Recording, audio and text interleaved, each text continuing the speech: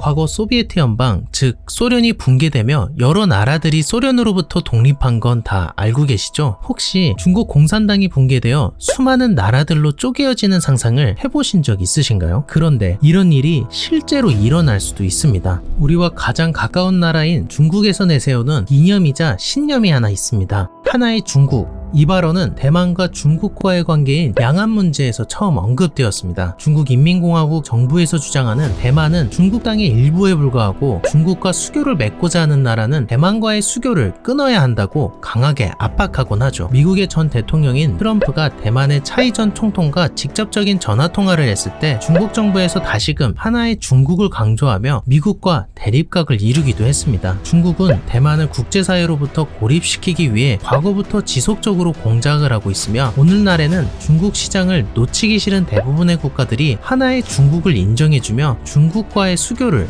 이어가고 있습니다. 그런데 하나의 중국으로 인해 고통받는 곳은 대만뿐만이 아닙니다. 불교의 나라 티베트, 한 번쯤은 들어보셨을 이름일 겁니다. 고산지대를 비롯한 오랜 전통과 역사를 간직한 불교 문물들이 즐비한 이곳은 중국의 서남에 위치한 티베트 자치구입니다. 티베트는 과거 중국 당나라 시절 토번 왕국이라는 역사와 문화를 구축하였던 독자적인 나라였습니다. 물론 명나라와 청나라 시절에는 중국의 내정 간섭을 받아오곤 했지만 그들은 중국과의 또 다른 문명을 유지하였고 일본에 의해 청나라가 멸망하였을 때도 그들은 지속적인 자주국가로서의 독립을 외쳤습니다. 그러나 중국의 장제스 마오쩌둥 내전에서 승리한 마오쩌둥은 중국 인근의 소수민족들을 침략하며 그들을 강제로 합병하기 시작했죠. 그 과정에서 티베트는 중국의 티베트 자치구로서 귀속되게 됩니다. 티베트의 중국 합병 초기에는 중국에 귀속되는 것이 티베트의 봉건주의 사회에서 벗어나 티베트 국민들이 보다 풍족해질 것이라 생각하여 반기는 이들도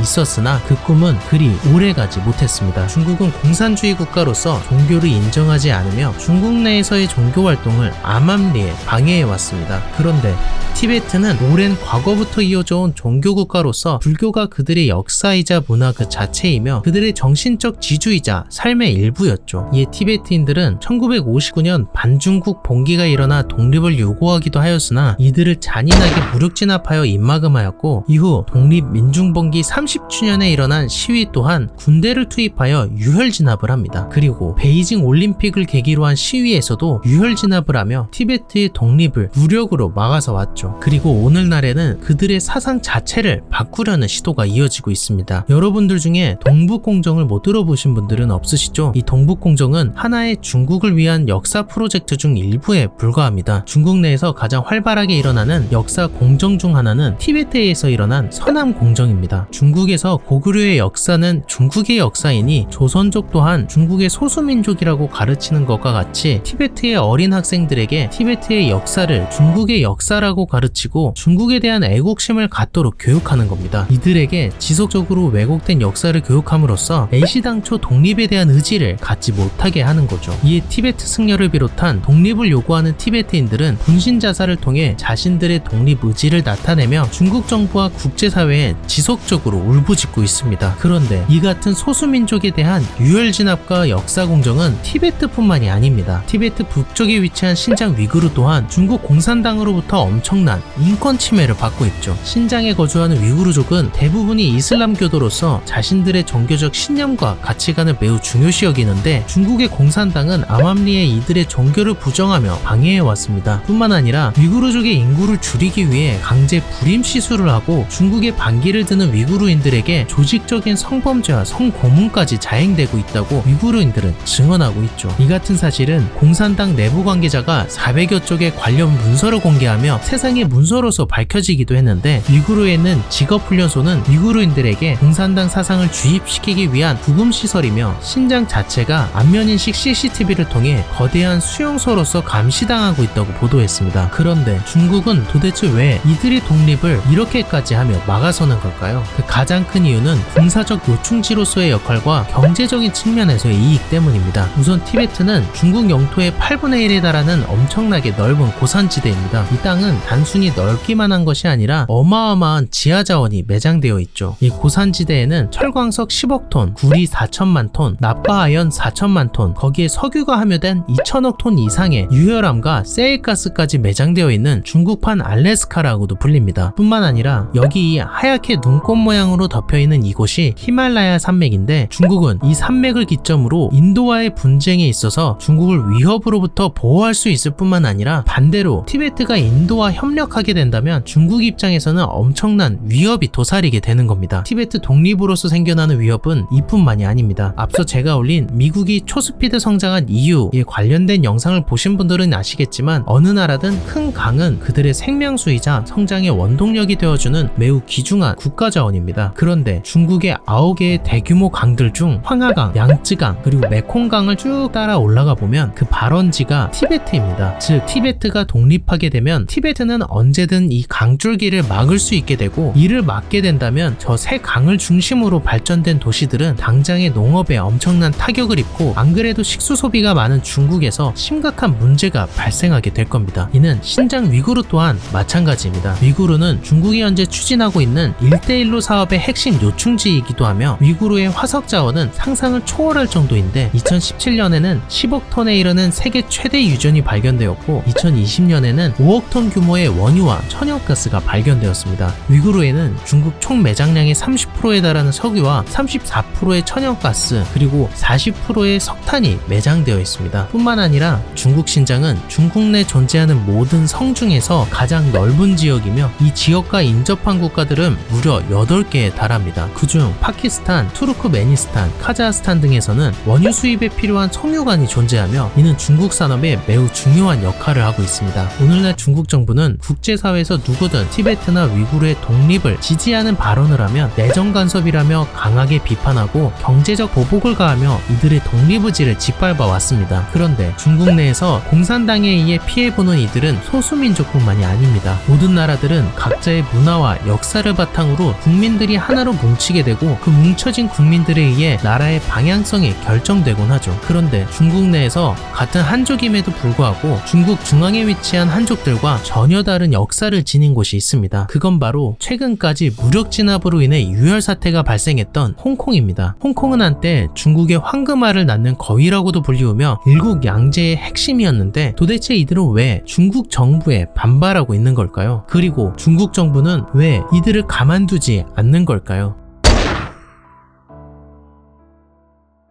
영상이 조금이라도 유익하셨다면 좋아요와 구독 부탁드리겠습니다. 전 더 유익하고 재밌는 영상으로 찾아뵙겠습니다.